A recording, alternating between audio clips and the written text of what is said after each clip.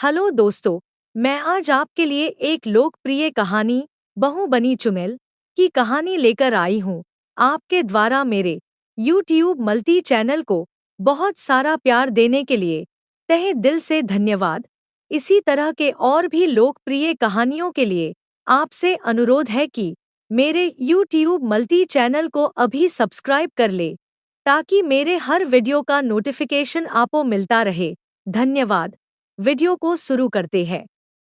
अंधियारी काली रात थी। बिजली चमक रही थी। बहुत जोरों की बारिश हो रही थी।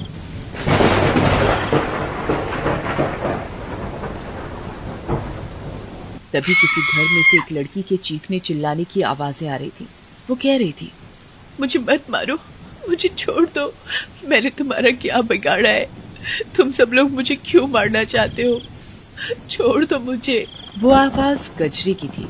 वो अपने पति रामू और अपने ससुर से बोल रही थी। क्यों छोड़ते? तेरे बाप ने शादी में दिया ही क्या है? कुछ नहीं दिया। बोला था सब कुछ दूंगा और तुझे हमारी छाती पर खाली हाथ भेज दिया। मेरे पिताजी के पास जो कुछ था देने को सब तो दे दिया, फिर भी तुम बोल रहे हो कुछ नहीं दिया। हाँ, कुछ नहीं दिया। रुपया पैसा कौन देगा? जो बात हुई थी वो तो तेरे बाप ने पूरी नहीं की।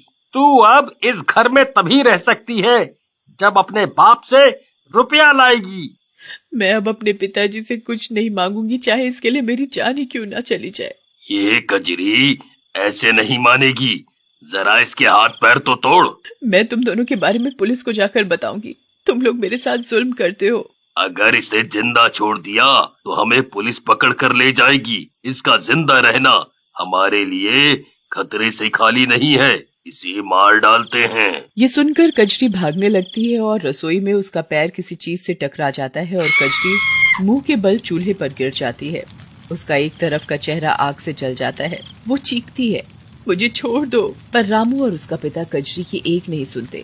कजरी रोती रह जाती है और वो कहती है, देखना, तुम्हारे किए की सजा तुम्हें जरूर मिलेगी। तुम्हें भगवान कभी माफ नहीं करेगा, कभी माफ नहीं करेगा। और कजरी अपना दम तोड़ देती है। ये तो मर गई, अब क्या करें? इसे दूर जंगल में दफना आते हैं और किसी को पता भी नहीं चलेगा। रामू और उसका पिता जंगल में कजरी को दफना देते हैं और कजरी एक भयानक चुड़ैल का रूप ले लेती है। वो उसी जगह पेड़ पर बैठी इंतजार करती है कि कोई तो आएगा जो उसकी मौत का बदला लेगा।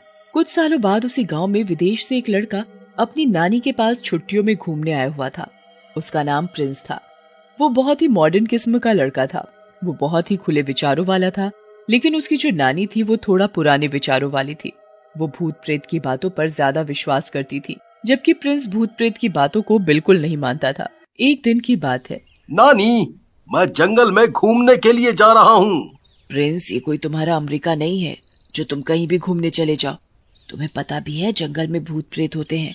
अगर तुम्हें पकड़ लिया तो? क्या नानी, आप भी कैसी कैसी बातें करती हो? भूत वूत कुछ नहीं होता। और प्रिंस जंगल में अकेले घूमने चला जाता है।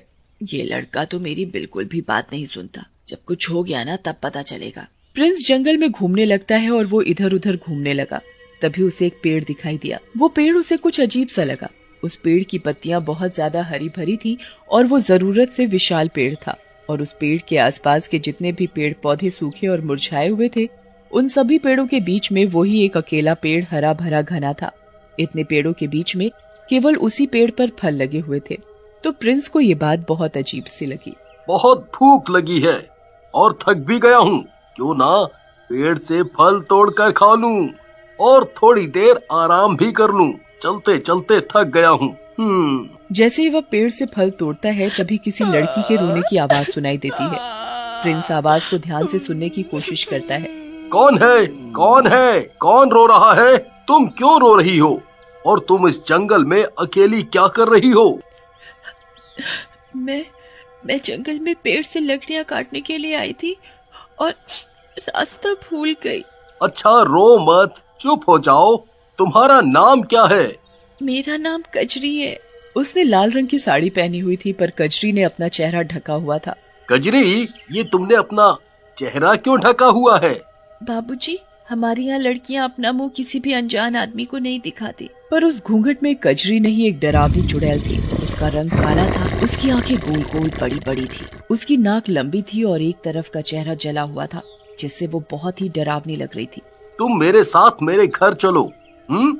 और कजरी प्रिंस के साथ चल देती है। तभी प्रिंस को ऐसा लगता है जैसे उसके साथ कजरी नहीं, कोई डरावनी चीज चल रही हो।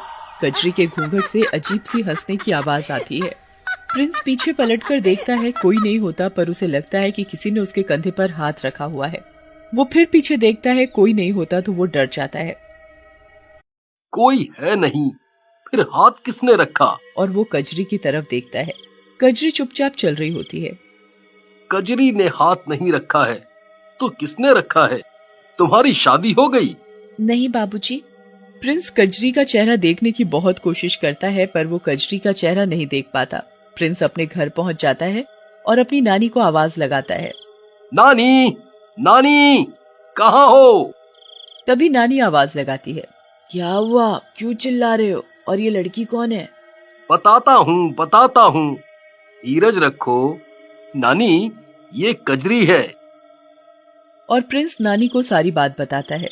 बेटा, तुमने बहुत अच्छा किया जो इसे घर ले आए, नहीं तो जंगल में कजरी का क्या होता। जंगल में जंगली जानवर वैसे ही होते हैं, कोई जानवर मार ही डालता। नानी, ये तो आपका बड़प्पन है जो मुझ बेसहारा को आपने अपने घर में जगह दी। नानी, मैं आपके घर में जो भी काम होगा सब करूंगी। आपने मेरे ऊपर बड़ा एहसान किया है, मैं आपका ये एहसान जिंदगी भर नहीं भूलूंगी। अरे पगली, एहसान कैसा, इंसानियत भी कोई चीज होती है, और जब तक तुम्हारे घर वाले नहीं मिल जाते तुम यहाँ रह सकती हो। हम तुम्हारे घर वालों को जरूर ढूंढ निकालेंगे और तुम यहाँ आराम से रहो, और किसी चीज की जरूरत हो तो बता देना। जी ठीक है, मैं अब सोने जा रही हूँ और तुम भी सो जाओ, बहुत रात हो चुकी है। जैसे नानी अपने कमरे में जाने के लिए मुड़ती है तो नानी का पैर फिसल जाता है। तभी कजरी अपने असली रूप में आकर नानी को अपनी शक्ति से बचा लेती है। नानी हैरान होती है कि मैं बच कैसे गई। मैं बच कैसे गई? जैसे किसी अनजान शक्ति ने मुझे बचा लिया हो। अगर मैं गिर जाती तो मेरी हड्डी पसली टूट जाती। भगवान का लाख लाख शुक्र है। नानी, भगवान हमेशा अच्छे लोगों का साथ देता है, वो कभी भी अच्छे लोगों का बुरा नहीं कर सकता। ये तो है। और नानी सोने के लिए चली जाती है। अगले दिन नानी सोकर उठती है तो देखती है घर का सारा काम हुआ पड़ा है। नानी हैरान होती है, ये सब इतनी जल्दी काम कैसे हो गया? नानी, आपकी चाय। नानी, ये सब काम मैंने किया है। अच्छा, तुम तो काफी होशियार हो, और तुम ये घूंघट मत किया करो। नानी, हमारे यहाँ लड़कियां अपना मुंह किसी अनजान व्यक्ति को नहीं दिखाती। तभी प्रिंस की आवाज आती है, नानी, मैं बाहर घूमने के लिए जा रहा हूँ। ठीक है, घुमाओ, पर शाम ढलने से पहले घर आ जाना। आ जाऊंगा। और ये कहकर प्रिंस बाहर चला जाता है। रास्ते में उसकी गाड़ी के सामने एक ट्रक बड़ी तेजी से उसकी ओर आ रहा होता है और उसे बिल्कुल भी समझ में नहीं आता कि वो क्या करे। और ट्रक बड़ी तेजी से प्रिंस के ऊपर चढ़ने ही वाला था कि तभी कजरी सामने आ जाती है और प्रिंस को बचा लेती है। प्रिंस को एक खरोच तक नहीं आती। प्रिंस जल्दी से उठता है और अपने आप को बड़ी हैरानी से देखता है। इतना तेज एक्सीडेंट, और मैं बच कैसे गया? हो ही नहीं सकता। वो तभी कजरी को देख लेता है। वो एक भयानक चुड़ैल थी, उसका चेहरा जला हुआ था। कौन हो तुम? और तुम तो कजरी हो ना? तुम चुड़ैल कैसे बन गई? चुड़ैल प्रिंस को अपने ऊपर बीती हुई सारी कहानी बताती है। चुड़ैल बहुत रोती है और रोते रोते हुए कहती है, बाबूजी, मेरे पति और मेरे ससुर को छोड़ना मत। उन्हें सजा जरूर दिलाना, तभी मेरी आत्मा को शांति मिलेगी, नहीं तो मैं हमेशा यूं ही तड़पती रहूंगी। तुम चिंता मत करो, उन्हें कानून सजा जरूर देगा। तुम अपने पति और ससुर का पता बताओ। बाबूजी, वो दोनों पास के ही गांव में रहते हैं। प्रिंस अगले ही दिन कजरी के पति और ससुर का पता लगाने के लिए निकल जाता है और गांव पहुंचकर, अरे भाई, क्या आप रामू को जानते हो? जी बाबूजी, सामने वाला घर रामू का ही है। धन्यवाद भैया। रात के समय प्रिंस रामू की खिड़की के पास जाकर कजरी जैसे बनकर खड़ा हो जाता है। तभी रामू की नजर खिड़की की तरफ जाती है और रामू जोर से चिल्लाता है, कजरी! ये सुनकर रामू के पिता की आंख खुल जाती है और वो कहता है, अरे बेटा, ये तुम्हारा वहम होगा।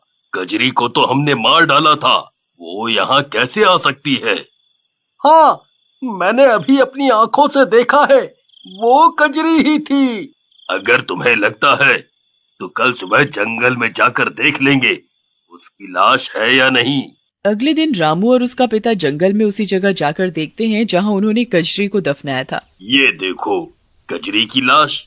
तभी प्रिंस पुलिस लेकर पहुंच जाता है और पुलिस रामू और उसके पिता को कजरी को मारने के जुर्म में गिरफ्तार कर लेती है और कजरी को अपने पति और ससुर को सजा पाते देख बहुत खुशी होती है और उसे मुक्ति मिल जाती है।